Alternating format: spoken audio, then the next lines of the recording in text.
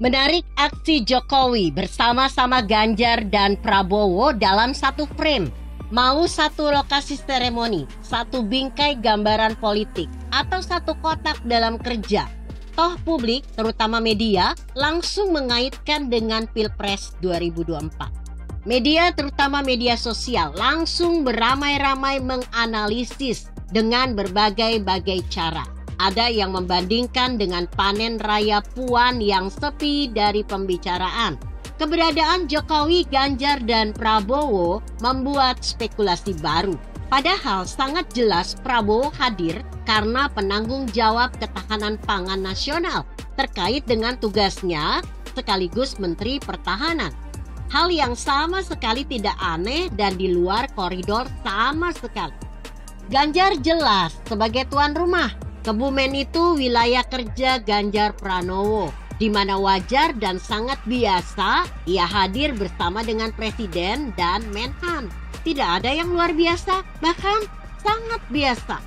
Malah aneh kalau Ganjar ngacir keluar pulau atau keluar negeri misalnya. Beberapa pihak panas, sebagaimana SBY kan pernah mengatakan jika ia tidak menyiapkan penggantinya sebagai presiden. Beberapa pihak panas, sebagaimana SBY kan pernah mengatakan jika ia tidak menyiapkan penggantinya sebagai presiden. Wajar karena tidak ada visi keberlanjutan. Berbeda dengan Jokowi yang mengawal kebijakannya bisa terus demi Indonesia yang lebih maju. SBY cenderung pokoknya anak keturunannya yang meneruskan, bukan mengenai visi bernegara.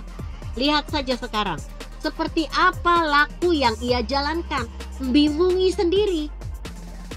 PKB dan Caimin atau berganti menjadi Gus Imin ketika menggadang-gadang dirinya bersanding dengan Prabowo.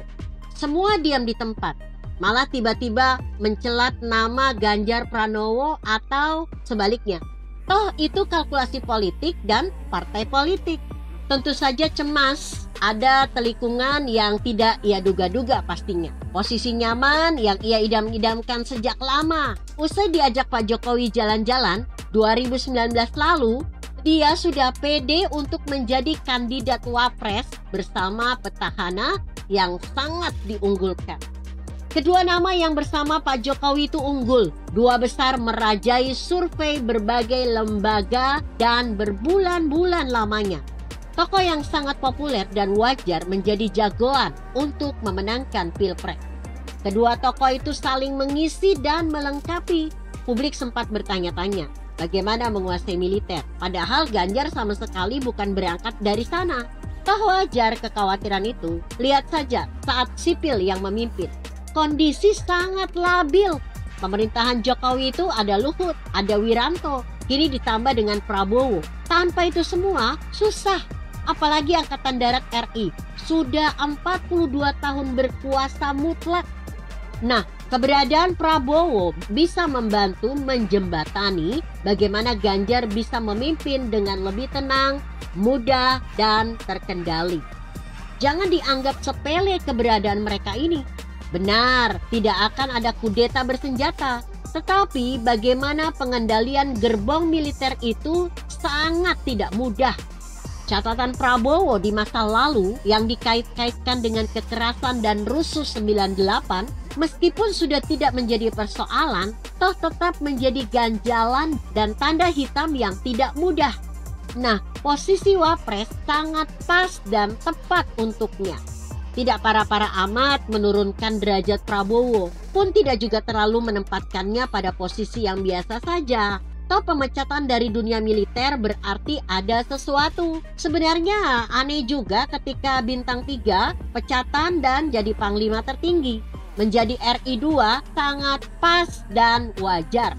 Keduanya bisa menjadi solusi atas janji politik batu tulis yang sering digembar-gemborkan berbagai pihak, terutama Gerindra yang menuding PDIP ingkar janji. Kemenangan ketiga atau hat-trick bagi Partai Banteng Moncong Putih sangat terbuka. Mematahkan sejak dini gembar-gembor Nasdem dan Demokrat yang merasa diri di atas angin karena mereka sudah deklarasi lama. Toh masih juga belum sepenuhnya solid dan terbentuk dengan sangat baik. Tarik ulur kepentingan yang sangat kentara di antara partai dan calon membuat koalisi mengaku perubahan itu malah tidak meyakinkan akan membawa perubahan. Gontok-gontokan rebutan jabatan itu wis biasa. Tampil bertiga dalam satu bingkai, sangat elok. Meneror perpolitikan nasional dengan segera. Apakah ini momen biasa karena jabatan masing-masing? Terlalu naif jika bicara demikian. Pertama, Jokowi itu manusia simbol. Sering dalam bermain politik, ia menggunakan tanda atau sasmita yang sangat halus. Berkali ulang ia menjawab persoalan politik dengan cara ini. Tentu hal yang sudah dipahami bersama dengan sangat baik.